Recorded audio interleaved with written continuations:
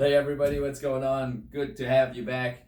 I've been getting this question a lot, and I think we did a video on this a long time ago. So we're going to do it again. And the video is about why you should be doing that breathing exercise that we prescribed to you at your reevaluation.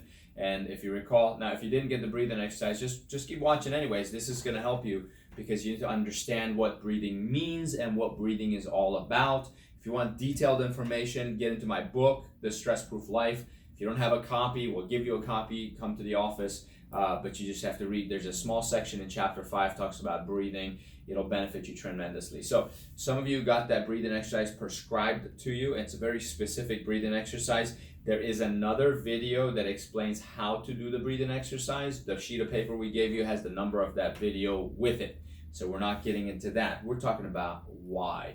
So when we get stressed, some people just don't even breathe at all when they get stressed. They just hold their breath. I don't know how they live that long without breathing, but they do. They just hold their breath.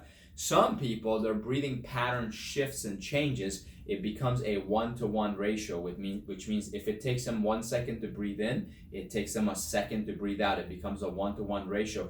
That's a stressed pattern of breathing. Now, what's normal? Well, someone's totally normal, and I don't know who's normal. Anybody's normal until you get to know them.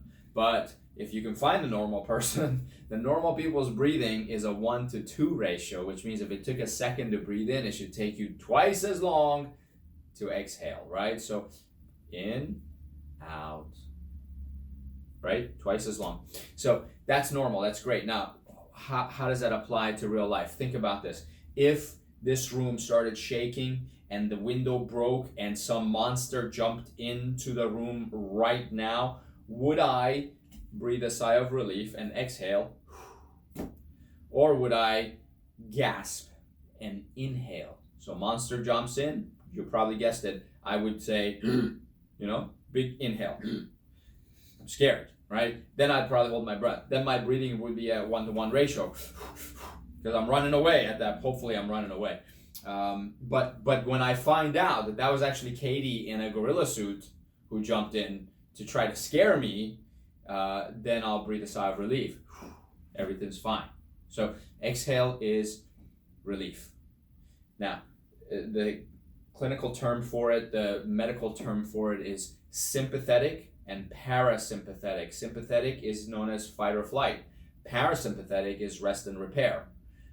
That's when your body rests and when your body's repairing.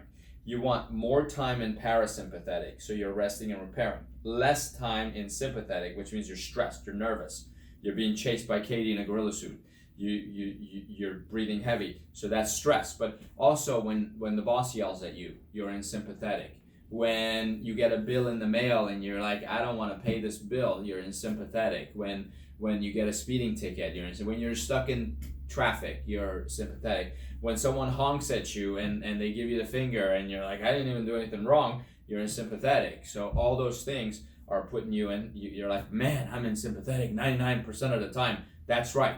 That's why you got to do breathing exercise. See, I told you I was going to tell you why you should do the breathing exercise. That's why, because 99% of the time you're not breathing right because your body is stressed, right? So the breathing exercise we're giving you, and you'll see the video and you'll do it, is going to help you shift out of that fight or flight, that stressed pattern of breathing. It's not just your breathing. Believe it or not, your heart's beating differently. Your circulation is different. Your muscles are different. Everything's different. It's not just the breathing. When you shift it to rest and repair, everything goes into rest and repair. That's where you want to be. It's like when you had your big Thanksgiving dinner and maybe you had a sip of wine and you're sitting on the couch relaxing and your eyelids are kind of heavy and you're breathing really slow and you're about to fall asleep even though you're watching football on TV. That's parasympathetic. Your body is repairing, digesting, resting. So the parts of the breathing exercise, there's a part where you inhale. Obviously, that's to get air into your lungs. You need that.